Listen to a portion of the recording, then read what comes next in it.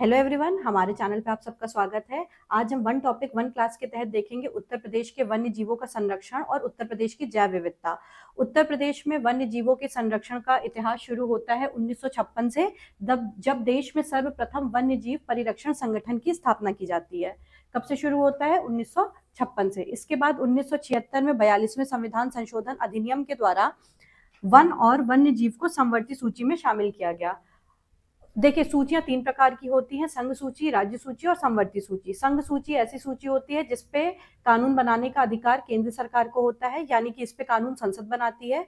राज्य सूची ऐसी सूची होती है जिसपे कानून बनाने का अधिकार राज्य सरकार यानी कि राज्य विधानमंडल को होता है। और समवर्ती सूचियां ऐसी सूची होती हैं जिनपे कानून बनाने का अधिकार संसद और राज्य विधानमंडल दोनों को होता है। लेकिन अगर इन दोनों के कानूनों में कोई गतिरोध होता है तो माना जाता है संसद के कानून को। तो 1976 में 42वें संविधान संशोधन अधिनियम के द्वारा जो कि हुआ था 1976 में, इसको वन और वन्य जीव को समवर्ती सूची में शामिल कर लिया गया। इसके अलावा महत्वपूर्ण तथ्य क्या है कि भारतीय वन्य जीव बोर्ड का अध्यक्ष प्रधानमंत्री को माना जाता है। ये आपसे डायरेक्ट एग्जाम में क्वेश्चन पूछा गया है कि भारतीय वन्य जीव बोर्ड का अध्यक्ष किसको माना जाता है। 4 ऑप्शन देगा आपको: मुख्यमंत्री, प्रधानमंत्री, राष्ट्रपति या राज्यपाल। तो इसमें कंफ्यूज होने की संभावना बहुत ज्यादा होती है, तो आप इसको अच्छे से पढ़ें कि भारतीय वन्य जीव बोर्ड का अध्यक्ष प्रधानमंत्री को माना जाता है। वन्य जीव सुरक्षा सप्ताह कब से कब तक मनाया जाता है? तो ये 1 से 7 अक्टूबर तक मनाया जाता है प्रतिवर्ष। वन्य जीव सुरक्षा सप्ताह मनाया जाता है 1 से 7 अक्टूबर प्रतिवर्ष। इसके अलावा हम देखते हैं प्रदेश के कुछ जूलॉजिकल पार्क, इनको केंद्रीय चिड़ियाघर प्राधिकरण द्वारा मान्यता प्राप्त होती है और इनका संचालन और इनकी देखरेख भी केंद्रीय चिड़ियाघर प्राधिकरण के द्वारा ही की जाती है। तो प्रदेश का जो सबसे प्रमुख और सबसे पुराना प्राणी उद्यान है वो है नवाब वाजिद अली शाह प्राणी उद्यान, लखनऊ में। इसकी स्थापना 1921 में हुई थी और यहाँ पे तितली पार्क भी है। इसके बाद फिर 1974 में एलन फॉरेस्ट प्राणी उद्यान की स्थापना होती है कानपुर में, यहाँ पे भी तितली पार्क है। और नवीनतम जो प्रदेश का प्राणी उद्यान है वो है शहीद अशफाक उल्लाह खान। इसकी स्थापना 2020 में हुई थी और ये बब्बर शेर के लिए प्रसिद्ध है। इसके बाद हम देखते हैं दुधवा, जो कि प्रदेश का एकमात्र राष्ट्रीय उद्यान यानी कि नेशनल पार्क है। इसकी घोषणा 1977 में हुई थी। यहाँ की प्रसिद्ध प्रजाति बारहसिंगा है, शेरवन है, जिसको दुआसिली और डिस्पिड हेयर भी है। और उत्तर प्रदेश में इको टूरिज्म पॉलिसी 2014 में घोषित की गई थी। ये फैक्ट आपके लिए इंपॉर्टेंट है कि उत्तर प्रदेश में इको टूरिज्म पॉलिसी कब घोषित करी गई थी? तो 2014 में इको टूरिज्म पॉलिसी घोषित की गई थी। फिर इसके बाद देखते हैं प्रोजेक्ट टाइगर। प्रोजेक्ट टाइगर के तहत प्रदेश में 4 प्रमुख बाघ अभ्यारण्य हैं। इसमें सबसे पहला है दुधवा, जो कि लखीमपुर खीरी में है। ये पहला था और इसको बनाया गया था 1987 में। इसके अलावा फिर दूसरा है अमनगढ़ बिजनौर में, इसको बनाया गया था 2012 में। फिर है पीलीभीत, इसको जून 2014 में तीसरा बाघ अभ्यारण्य बनाया गया था। और फिर अभी जो लेटेस्ट है वो है रानीपुर, ये चित्रकूट में है। इसको अक्टूबर 2022 में बनाया गया था। ये चौथा बाघ अभ्यारण्य है, ये लेटेस्ट है। और ये कितना एरिया कवर करता है? ये 529.36 वर्ग किलोमीटर के एरिया को कवर करता है। तो आप ये याद रखें, आपसे डायरेक्ट ऐसे भी प्रश्न पूछ सकता है कि उत्तर प्रदेश में कितने बाघ अभ्यारण्य हैं। तो उत्तर प्रदेश में 4 बाघ अभ्यारण्य हैं: दुधवा, अमनगढ़, पीलीभीत और रानीपुर। दुधवा लखीमपुर खीरी में, अमनगढ़ बिजनौर में, पीलीभीत में और रानीपुर ये चित्रकूट में। ठीक, और इसका सीक्वेंस भी याद रखेंगे कि सबसे पहले दुधवा बना, फिर अमनगढ़ बना, फिर पीलीभीत बना, फिर रानीपुर बना। ठीक है। और प्रोजेक्ट टाइगर कब आया था? प्रोजेक्ट टाइगर शुरू किया गया था 1973 में। आगे बढ़ते हैं। इसके अलावा हाथियों के संरक्षण के लिए भी कुछ प्रयास किए गए हैं, जिसके तहत पहला हाथी रिजर्व 2009 में बनाया गया था सहारनपुर और बिजनौर क्षेत्र के एरिया में, बिजनौर क्षेत्र में। और इसका एरिया कितना है? 744 वर्ग किलोमीटर। हाथियों के संरक्षण के लिए बनाया गया पहला हाथी रिजर्व 2009 में सहारनपुर और बिजनौर क्षेत्र में। कितना एरिया कवर करता है? 744 वर्ग किलोमीटर।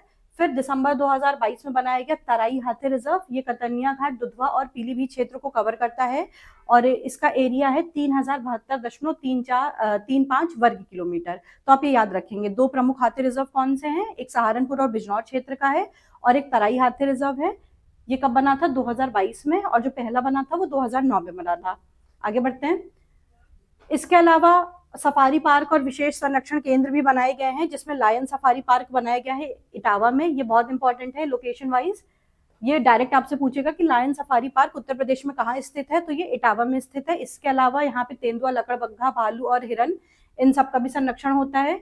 और ये आपके लिए बहुत इंपॉर्टेंट है कि प्रदेश की पहली रात्रिय वन जीव पार्क यानी कि पहली नाइट सफारी कहाँ पे बनाई गई है, तो ये कुकरेल लखनऊ में बनाई गई है। इसके अलावा बचाव और संरक्षण केंद्र भी बनाए गए हैं, जैसे कि भालू रेस्क्यू सेंटर बनाया गया है आगरा में, और मयूर संरक्षण केंद्र बनाया गया है वृंदावन में। तो ये आपके लिए इंपॉर्टेंट है, ये याद रखेंगे। एक बार फिर से देखते हैं, लायन सफारी पार्क इटावा में, night safari park Kukrail Lucknow में, और भालू रेस्क्यू केंद्र ये आगरा में, और मयूर संरक्षण शुरू किया गया है वृंदावन में। इसके अलावा राष्ट्रीय चंबल अभ्यारण्य के बारे में जानते हैं। राष्ट्रीय चंबल अभ्यारण्य जलीय जीवन का एक आश्रय है। इसका विस्तार उत्तर प्रदेश, मध्य प्रदेश और राजस्थान में है, यानी कि अंतर्राज्यीय है, एक राज्य में सीमित ना होकर कई राज्यों तक फैला हुआ है। और इसका मुख्य आकर्षण है कि ये देश का सबसे बड़ा घड़ियाल अभ्यारण्य है। ये इंपॉर्टेंट है आपके लिए कि राष्ट्रीय चंबल अभ्यारण्य देश का सबसे बड़ा घड़ियाल अभ्यारण्य है, और यहाँ पे पक्षियों की सर्वाधिक प्रजातियां भी मिलती हैं। ये भी इंपॉर्टेंट है आपके लिए कि घड़ियाल के लिए तो है ही, साथ ही पक्षियों की भी सबसे ज्यादा प्रजातियां यहाँ मिलती हैं, और हाथियों के पुनर्वास के लिए यहाँ पे रेस्क्यू सेंटर भी है। अब देखते हैं गंगा डॉल्फिन के बारे में। ये प्रदेश का जलीय जीव भी है, ठीक है। स्टेट एक्वाटिक एनिमल क्या है, गंगे डॉल्फिन। इसकी घोषणा 2003 में मुख्यमंत्री के द्वारा की गई थी। और देश का पहला डॉल्फिन सूचना केंद्र कौन से क्षेत्र में स्थित है, चंबल नदी क्षेत्र में स्थित है। ये इंपॉर्टेंट है आपके लिए। और ये याद रखिएगा कि इसको कब जलीय जीव घोषित किया गया था, 2023 में मुख्यमंत्री के द्वारा।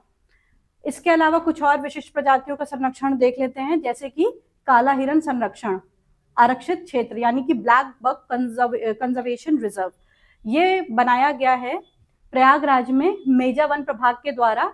2017 में इसको घोषित किया गया था कि यहाँ पे काले हिरन का संरक्षण किया जाएगा। कितने एरिया में, 126 हेक्टेयर एरिया में, ठीक है। इसके अलावा और क्या प्रसिद्ध है काले हिरन के संरक्षण के लिए, तो अलीगढ़ का गभाना क्षेत्र और प्रयागराज का मेजा कुरांव क्षेत्र। और बायोडाइवर्सिटी हेरिटेज साइट ये क्या है, जैसे कि कुकरेल में घड़ियाल पुनर्वास केंद्र बनाया गया है, और 2016 में इसको घोषित किया गया था, और ये राज्य का एकमात्र घड़ियाल पुनर्वास केंद्र है, ठीक है। तो आप ये याद रखेंगे कि काला हिरन का संरक्षण होता है प्रयागराज में और अलीगढ़ में, और घड़ियाल का पुनर्वास केंद्र कहाँ पे है, कुकरेल में। देखिए संरक्षण का प्रभाव ये पड़ा है कि जो भी यहाँ पे वन्य जीव पाए गए हैं उनकी संख्या में वृद्धि हुई है। जैसे कि बाघों की संख्या जो कि 2018 में 173 थी, वो 2022 में बढ़ के 205 हो गई। फिर तेंदुए की संख्या जो कि 2018 में 316 थी, वो 2022 में बढ़ के 371 हो गई। और डॉल्फिन जिनकी संख्या 2015 में 1263 थी, वो 2018 में बढ़ के 1275 हो गई। इसके बाद देखिए पक्षियों की विविधता में भी वृद्धि हुई है, और राज्य में पाई जाने वाली पक्षियों की 500 से अधिक प्रजातियां उत्तर प्रदेश में मिलती हैं। इसके अलावा people's park and wildlife book, ये वन्य जीवन संरक्षण आंदोलन से संबंधित एक प्रमुख पुस्तक है। और प्रदेश के प्रमुख प्राणी उद्यानों की देखभाल कौन करता है, केंद्रीय चिड़िया प्राधिकरण करता है। यानी कि ये वन्य जीव संरक्षण के विभिन्न तरीके हैं। तो ये था उत्तर प्रदेश के वन्य जीव संरक्षण के तरीके और उनका इतिहास। और उत्तर प्रदेश वन्य जीव संरक्षण के क्षेत्र में एक अग्रणी राज्य के रूप में उभर रहा है, और यह आशा की जाती है कि भविष्य में ये और बेहतर सुधार करेगा और पर्यावरण को सुरक्षित और संरक्षित करेगा, जिससे कि उत्तर प्रदेश का सस्टेनेबल विकास होगा, और हम और आगे बढ़ेंगे और जैव विविधता को बढ़ाएंगे। आज की क्लास में इतना ही। Thank you very much. मिलते हैं नेक्स्ट क्लास में।